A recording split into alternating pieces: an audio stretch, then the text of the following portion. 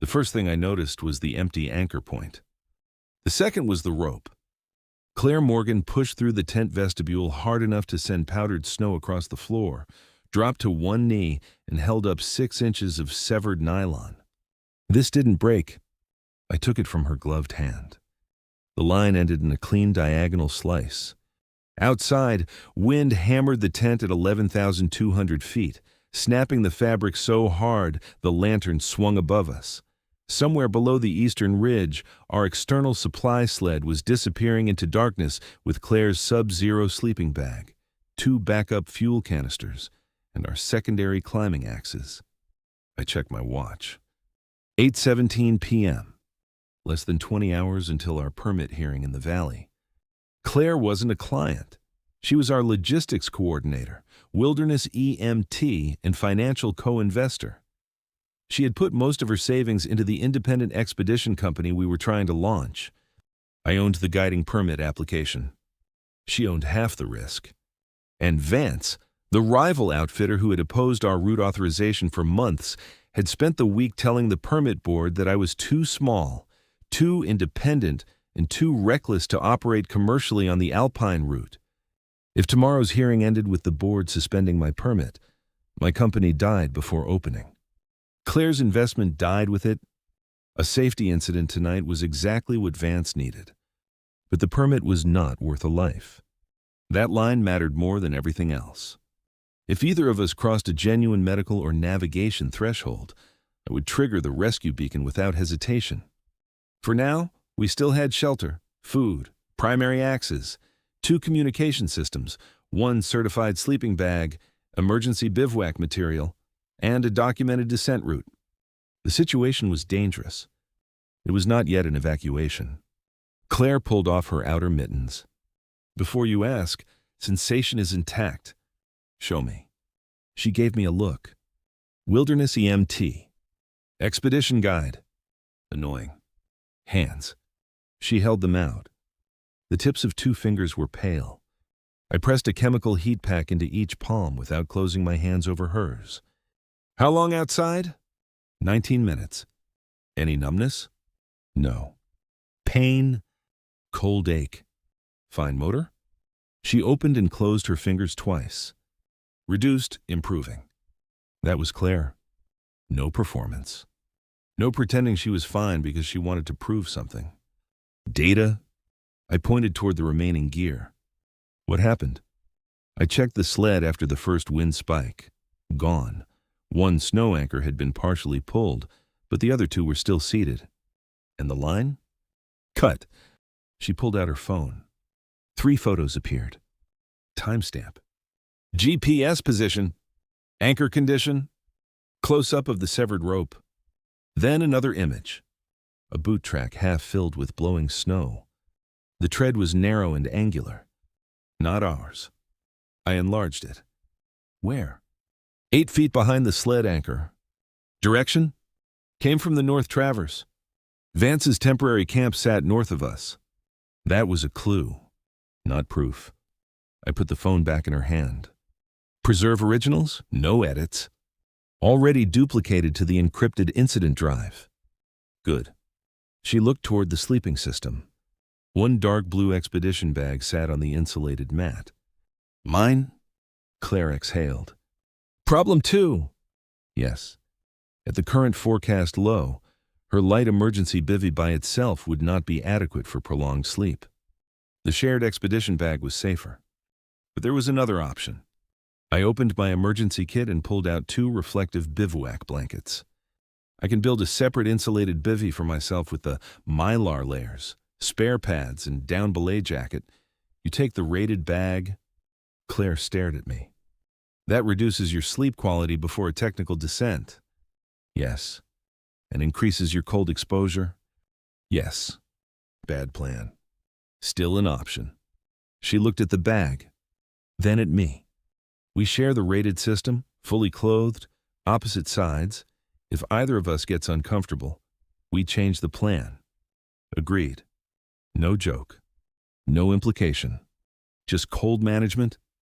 I placed the sleeping bag against the interior tent wall while Claire completed her own circulation check and entered the missing equipment into our incident log. Then she stopped. "There's more." I looked up. The primary windward piton was loosened. My hand stopped over the stove. Loosened how? Backed out far enough to reduce holding power? I reseated it before coming inside. Photo? Before and after? She showed me. There it was. Second clue, supply line cut. Tent anchor tampered with, both from the north side. I keyed the radio. "Miles, Summit 2, do you copy?" Static. Then my friend's voice. "Summit 2, go ahead." Miles Cooper was our second guide and Valley Logistics contact. He had known me long enough to understand that a calm voice at altitude usually meant something had gone wrong. External supply sled lost. Tie-down line intentionally severed. One tent anchor tampered with. No injuries. No rescue requested. Miles went quiet. Then, "Copy. Do you suspect Vance?" "Do not put that on the radio." "Right."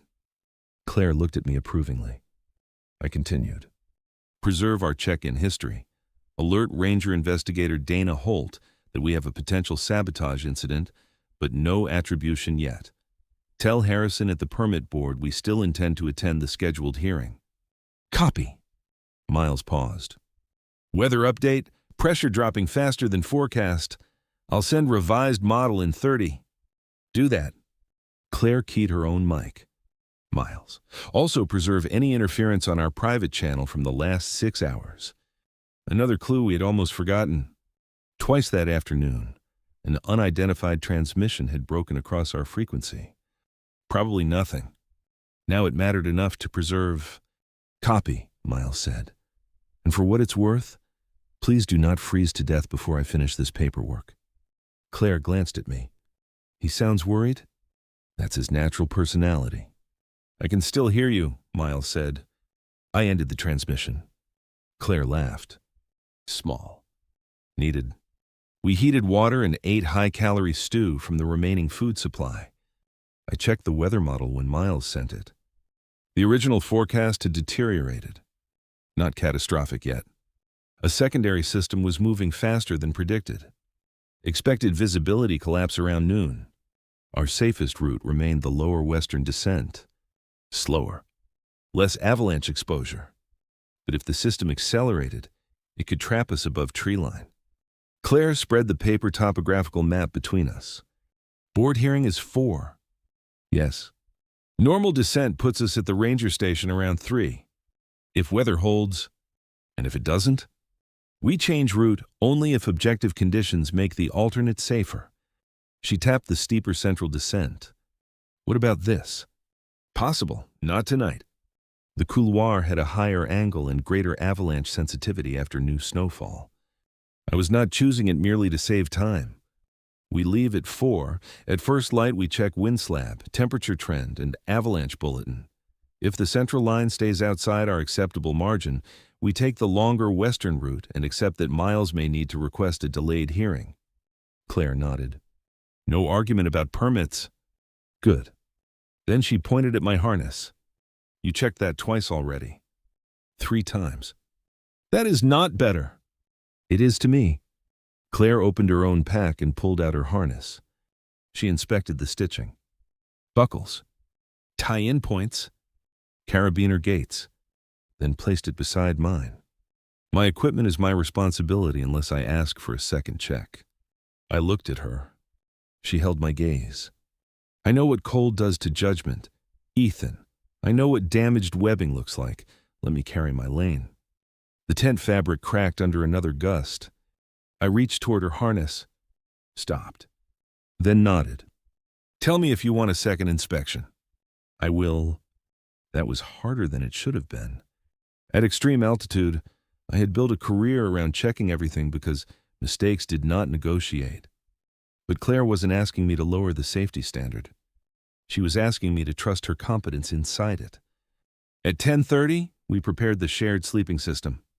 Both of us stayed in dry expedition base layers, insulated pants, and fleece mid-layers. Claire took the left side. I took the right. The lantern remained on low between the gear bags. The sleeping bag trapped warmth quickly. Outside, wind scraped spindrift across the tent. Inside, Claire's shivering eased. After several minutes, she said, "Temperature?" I checked the tent thermometer. 26 inside the shelter. Stable. Fingers normal. Good. Silence returned. Then, "Ethan?" "Yes?" "If you start checking my harness in your sleep, I'm moving to the Mylar option." I smiled toward the ceiling. "Noted." A few minutes passed. "Are you awake?" she asked. "Yes." "Good, because I found one other thing before I came inside." I turned my head. Claire was looking toward the lantern. Not me. "What?" "Fresh crampons scoring on the exposed rock behind our sled position. That route isn't part of the approved traverse." "I know." "Photo?" "3." She reached toward her phone, but I stopped her with a gesture. "Tomorrow." "You don't want to see them?" "I want you warm." Claire settled back. "Fair." I stared at the tent roof. 3 clues now.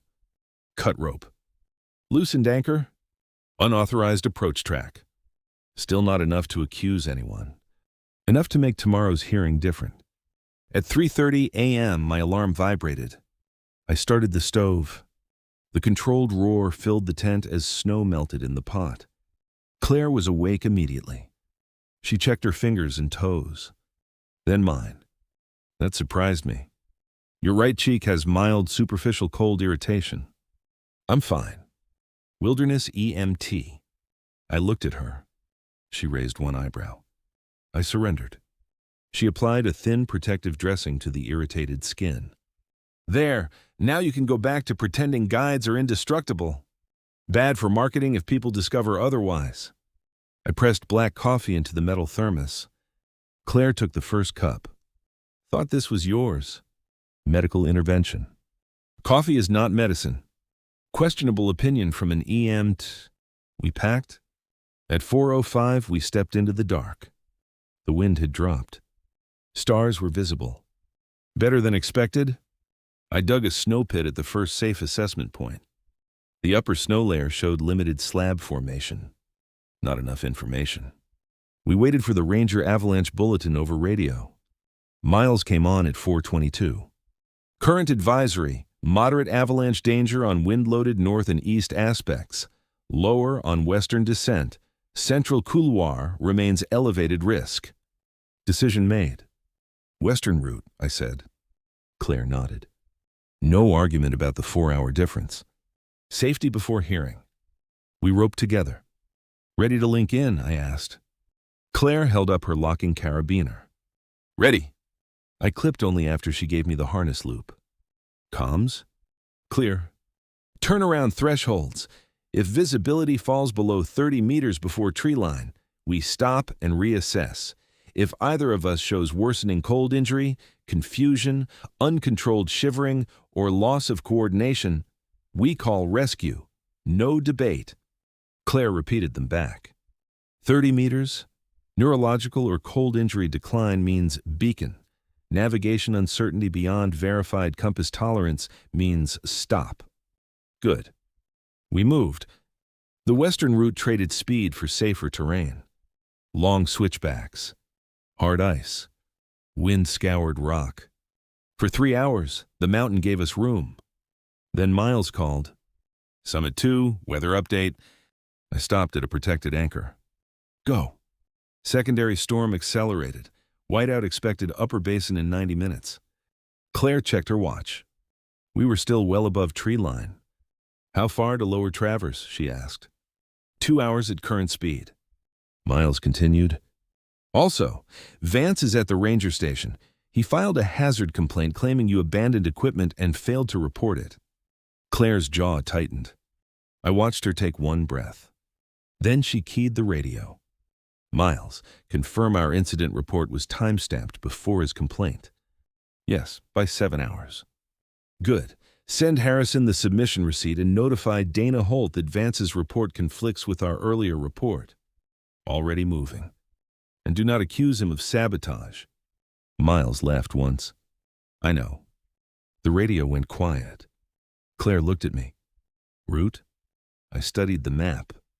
The western traverse would keep us above tree line too long. The central line was still unacceptable because of avalanche exposure. But there was a third option. An old ranger contour route cut southeast toward an emergency shelter below a wooded ridge. Longer distance. Lower angle. Less exposure. I had used it once 6 years earlier. Shelter route. Claire looked where I pointed. Adds mileage. Drops elevation faster. Storm? We should hit trees before full whiteout if we maintain pace. She checked our remaining food. Calories are sufficient. Fuel? 1 canister. Enough? Then we go. That was partnership. Not one person emotionally overruling the other. 2 professionals checking the same problem from different angles. We changed course. By 9:30, the sky had gone gray. By 10, the first snow started. At 10:20, visibility dropped below 100 meters. I switched from visual landmarks to compass and GPS confirmation. Claire maintained our movement log. Every 20 minutes, we compared the digital GPS heading against my analog compass. No single device got trusted blindly. At 11:10, visibility dropped to 40 meters. We stopped beneath a rock outcrop. Claire assessed both of us. Speech normal. Coordination normal. Hands functional. No uncontrolled shivering. I checked our position. 900 vertical feet above the tree line. Distance to emergency shelter, 1.4 miles. Visibility, 38 meters. Wind, increasing but manageable.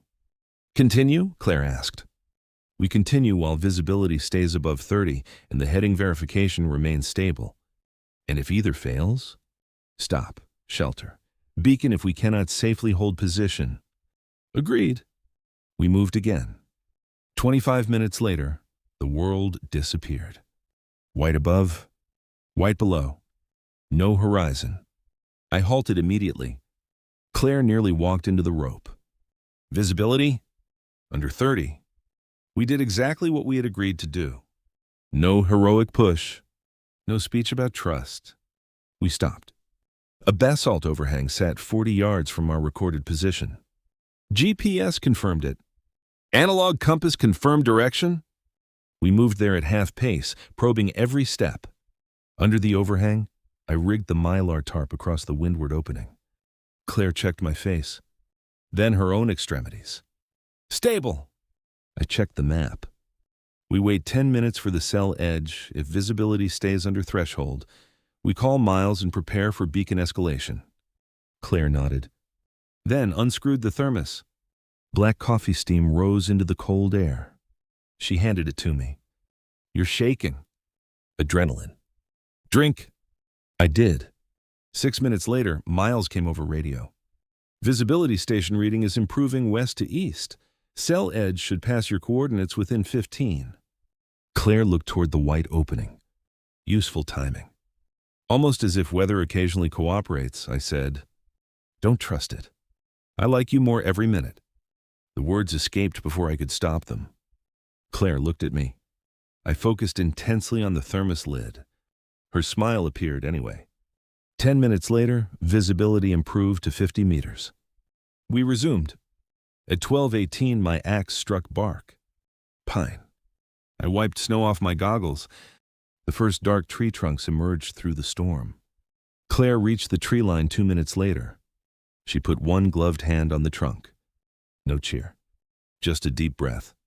Then she looked at me. Navigation confirmed. Log it. She did. A quarter mile farther down, the Park Service emergency cabin appeared between the trees. I opened the door. Still air hit us like warmth. Claire immediately went to the medical supply cabinet while I lit the wood stove. Within minutes, orange fire filled the iron box. She removed wet outer layers, checked her feet, then pointed at the bench. Sit. I need to... Your cheek. Right? I sat. She examined the cold irritation. No progression. Good. Hands. I held them out. She checked circulation and coordination. Also good. Then she sat opposite me and handed over half a high-calorie ration bar. I checked the time. 12:41. 3 hours, 19 minutes until the hearing. The emergency cabin sat a little over a mile from the plowed valley road. Possible. Claire unlocked her phone. Evidence check. She opened the original photos. Cut nylon. Tampered tent piton. Crampon markings. Then something else. A photograph I had not seen. A red fiber trapped beneath the sled's metal anchor plate. What is that? Thread. From? I don't know. Vance's expedition used red technical haul bags. So did several other guides. Clue. Still not proof. Claire bagged the tiny fiber when she collected it. She showed me the labeled evidence pouch. Wilderness EMT kits are useful for more than bandages. I almost laughed. Donna will appreciate chain of custody. I documented collection time and location. Of course she had. Miles called at 1:10. Good news. County plow crew is clearing the lower road. Driver says he can pick you up at the East Trail access at 2. Board? Harrison confirmed your 4 o'clock slot remains intact. No ruling until you present. And Vance? Still complaining loudly? Claire took the radio. Tell him we appreciate his patience. Miles started laughing before the transmission ended. Relief? Exactly when we needed it. We reached the road at 1:56. The snowplow driver gave us a ride to the ranger complex. At 3:44, Claire and I walked into the permit board building. We looked exactly like two people who had spent the previous night at 11,000 feet. Damp technical layers, wind-burned faces, snow still melting off our packs.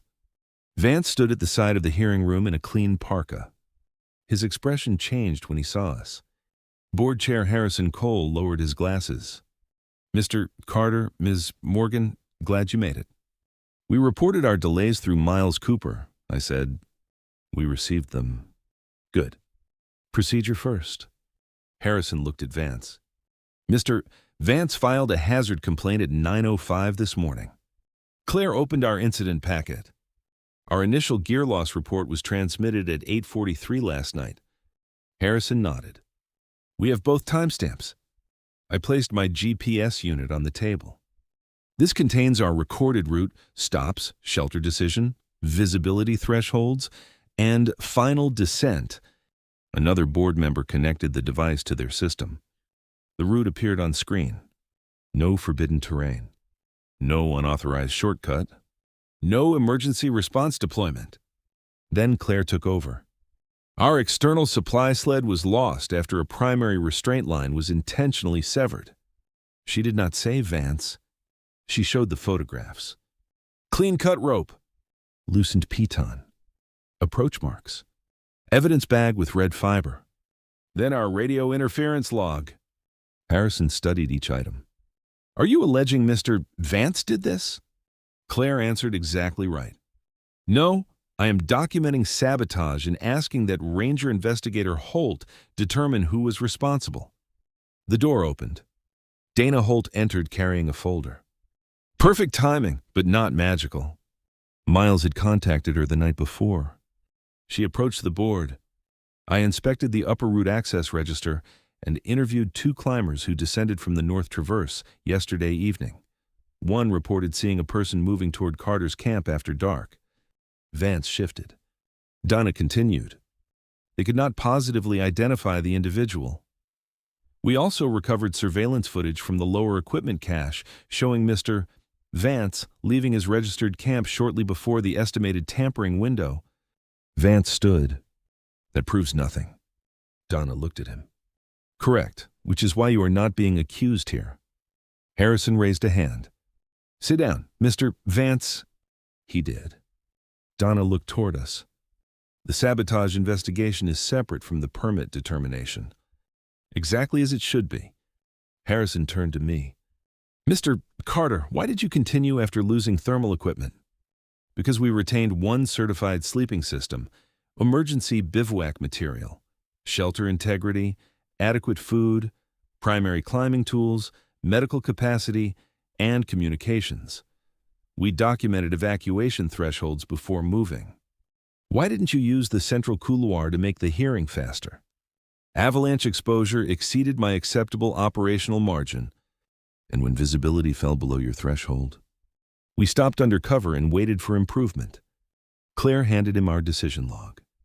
Every threshold was written before we reached it, not invented afterward. Harrison read quietly. Then he turned to Claire. Your investment in this company may create pressure to continue when turning around would be safer. How do you address that? Claire did not hesitate. I'm an EMT and logistics coordinator before I'm an investor. Our written plan gives the expedition leader final authority on navigation and rescue activation. My financial interest does not override medical criteria. She slid another sheet forward. And I signed that operating agreement before we entered the route. Harrison looked at me. Would you have activated rescue if Ms. Morgan objected? Yes. Claire answered at the same time. He would have. Harrison's mouth almost moved toward a smile. The board recessed for 12 minutes. Vance stayed on the opposite side of the room. Dana asked him to remain available for interview. No arrest. No dramatic confession. Process. Miles finally arrived during the recess, carrying 3 cups of terrible Ranger Station coffee. He handed one to Claire, then one to me. I drank it, made a face. Miles looked offended. You almost died on a mountain and this is what you complain about? I object to the word coffee. Claire took a sip. He's right. Miles pointed at her. I liked this partnership better before she started agreeing with you. The board returned. Harrison sat. Mr. Carter. I straightened. The panel finds that you completed the route within the authorized operational framework. Your documented safety decisions were consistent with the submitted expedition plan. He paused. The independent outfitter permit is approved, subject to standard post-season review. For a second, I only looked at the paper. 3 years. Savings. Applications. Rejections. Training. Every season working for someone else while building this. Approved? Claire's hand closed once around the strap of her pack. I signed the permit acknowledgement. Thank you. Harrison continued. Ms. Morgan's ownership and operational structure will be recorded separately when your company registration is finalized. Claire nodded. And the sabotage matter? Outside this permit decision, Investigator Holt will handle it. Vance's operating privileges were temporarily restricted from the Alpine route pending the safety investigation, not because we had proven guilt, but because the board had independent authority to separate competing operators while evidence was reviewed.